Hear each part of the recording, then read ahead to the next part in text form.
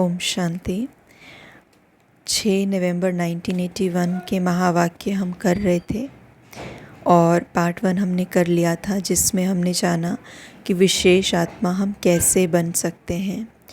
आज हम पार्ट 2 करेंगे, जिसमें बाबा ने इसी टॉपिक को आगे एक्सप्लोर किया है और डिफरेंट तरह के बच्चे बताए हैं। 3 तरह के बच्चे बताए हैं कि बच्चे क्या करते हैं, और उसके बाद बाबा ने ये भी बताया कि विशेष आत्मा बनने के लिए हमें दूसरों की विशेषताओं को भी देखना है, उससे क्या लाभ होगा। ये सारी बातें आज की मुरली में बाबा ने एक्सप्लेन की। बाप दादा ने सर्व बच्चों की विशेषता के तकदीर की लकीर जन्म से ही खींच ली है। कोई भी बच्चा इस तकदीर से वंचित नहीं है। ये तकदीर जगाकर ही आए हो, लेकिन अंतर क्या हो जाता है। बाबा कहते कि जन्मते ही जैसे ही हम बच्चों को ज्ञान मिलता है, अपने सत्य स्वरूप की पहचान मिलती है, तो आत्मिक स्थिति के साथ साथ सारी विशेषताएं हमें जन्मसिद्ध अधिकार के रूप में मिल जाती हैं। तो बाबा कहते सबको ये विशेषताएं मिली हैं, लेकिन उसके बाद भी अंतर क्या हो जाता है। ऐसा क्यों होता है कि ज्ञान तो हम सब ने लिया है, लेकिन कई आत्माएं जो हैं अपनी विशेषताओं को बड़े अच्छे से, उनके अंदर हमें विशेषताएं दिखती हैं, वो ज्ञान को बड़े अच्छे से धारण कर लेते हैं। कई आत्माएं जो हैं वो ज्ञान को उतने अच्छे से धारण नहीं कर पाते, अपनी विशेषताओं के होते हुए भी उनको इमर्ज रूप में नहीं रख पाते, उनका स्वरूप नहीं बन पाते। तो इसका रीज़न क्या है, कारण क्या है, वो बाबा ने बताया। जो सुनाया कि कोई इस वरदान के बीज को, यानी विशेषताएं ही, हमारी विशेषताओं के बारे में ही बात हो रही है, उन्हीं को बाबा बीज कह रहे हैं।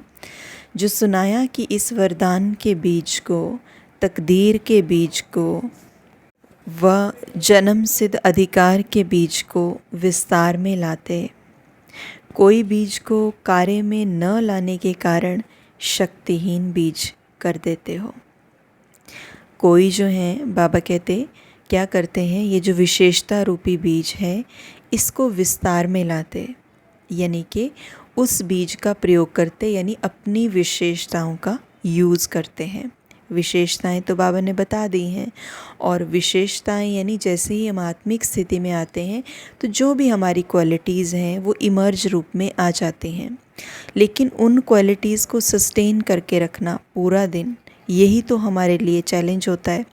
तो बाबा कहते कई बच्चे क्या करते हैं कि जो उनकी विशेषताएं हैं उनको वो विस्तार में लाते हैं, यानी उनको वो कार्य व्यवहार में ले आते हैं, अपनी प्रैक्टिकल लाइफ में ले आते हैं। लेकिन कोई बीज को कार्य में न लाने के कारण शक्तिहीन बीज कर देते हैं। कईयों के पास विशेषता तो है, आत्मिक स्थिति भी है, मानो योग में भी थोड़ी देर बैठते हैं, अपने आप को आत्मा समझते भी हैं कुछ क्षण के लिए, लेकिन क्योंकि पूरा दिन ये ध्यान नहीं रहता, पूरा दिन स्मृति नहीं रहती, अटेंशन नहीं रखते, जब व्यवहार में आते हैं, कार्य में आते हैं, सेवाओं में जाते हैं, तो याद नहीं रहती। तो वो बीज तो है, क्योंकि आत्मा तो विशेष है, लेकिन क्योंकि उन शक्तियों को, उन विशेषताओं को, उन गुणों को यूज़ नहीं किया, इसलिए वो बीज जो है वो पावरलेस कर दिया, शक्तिहीन कर दिया। ये 2 कैटेगरी है।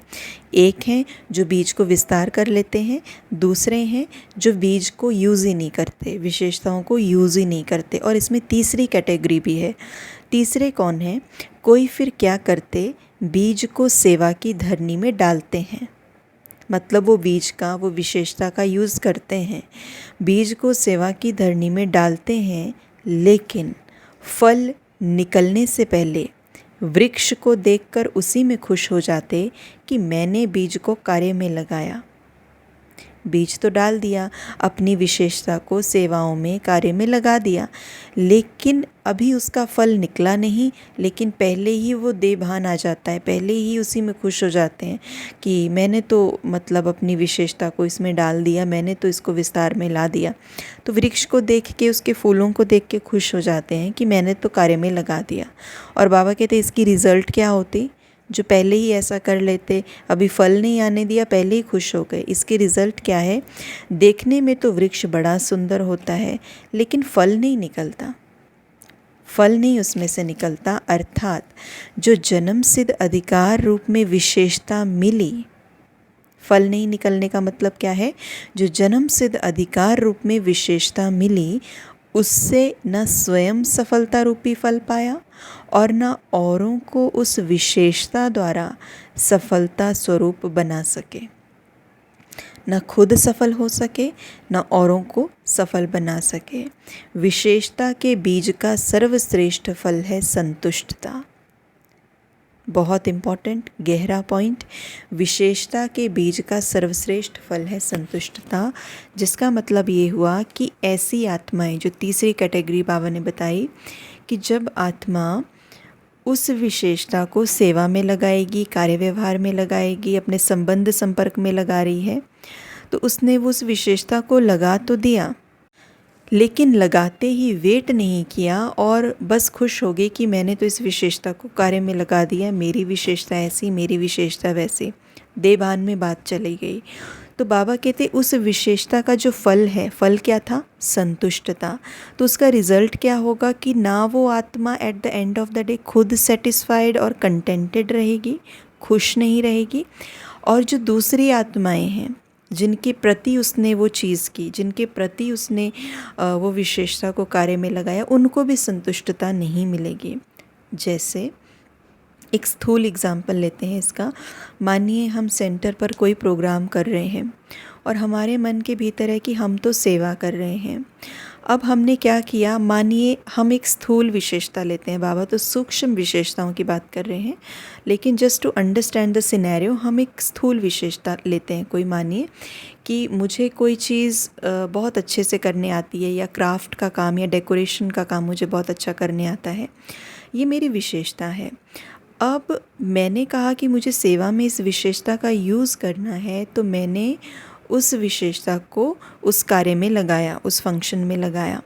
अब मैंने जब उस कार्य में लगाया, लेकिन जैसे ही मैं उसको उस कार्य में लगा रही हूँ तो मैं खुश हो गई कि अच्छा ये मेरी विशेषता है, ये मेरा, मतलब धीरे धीरे देभान की तरफ, मैं पर ना जाना, मैंने किया, मेरी विशेषता है।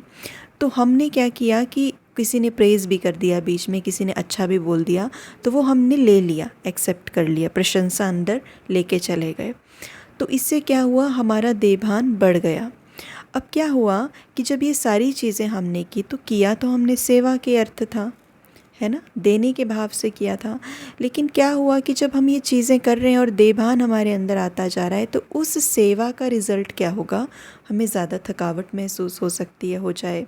किसी ने अगर कह दिया ये क्या डेकोरेशन आपने की है, सब कुछ बकवास है, ये कैसे ऐसे करते हैं डेकोरेशन, तो मुझे वो अंदर फीलिंग मेरे अंदर चली जाएगी, तो मतलब मेरी जो संतुष्टता का लेवल है वो बिगड़ जाएगा, है ना। तो इसीलिए मैं सेटिस्फाई, कंटेंटेड नहीं रह पाऊँगी। तो कहने का मतलब ये है कि ये बहुत ज़रूरी है कि उसके फल को, जो भी उसका फल है, उसको आने देना, सेटिस्फेक्शन। अगर हमने उसको सच्चे दिल से उस विशेषता के साथ काम किया है और उसमें कुछ एक्सपेक्टेशन नहीं रखा है, हमने सेवा भाव के साथ उसको लगाया है, तो चाहे किसी को पसंद आए, नहीं पसंद आए, कोई प्रशंसा करे या कोई अपमान करे, कोई कुछ ऐसा बोले जो मुझे पसंद नहीं, हमें फ़र्क नहीं पड़ेगा, हम संतुष्ट भाव में स्थित रहेंगे। तो इसीलिए बाबा ने कहा कि विशेषता को कार्य में तो लगाओ, लेकिन उसका फल क्या होगा, संतुष्टता। तो संतुष्ट रहना और सर्व को संतुष्ट रखना, ये है शेष युग का विशेष फल। कई बच्चे फलदायक नहीं बनते। वृक्ष का विस्तार अर्थात सेवा का तो विस्तार कर लेंगे, लेकिन बिना संतुष्टता के फल के वृक्ष क्या काम का। तो बाबा ने कहा ये रही स्व की विशेषता की बात। ये सारी बातें जो बाबा ने हमें बताई, ये अपनी विशेषता से संबंधित थी, कैसे हम अपने आप को विशेष बनाएं। आगे बाबा ने कहा अब ब्राह्मण परिवार के संपर्क में आते हर एक की विशेषता को देखो। अब दूसरे की विशेषता को देखना है। ब्राह्मण परिवार के संपर्क में आते हर एक की विशेषता को देखो।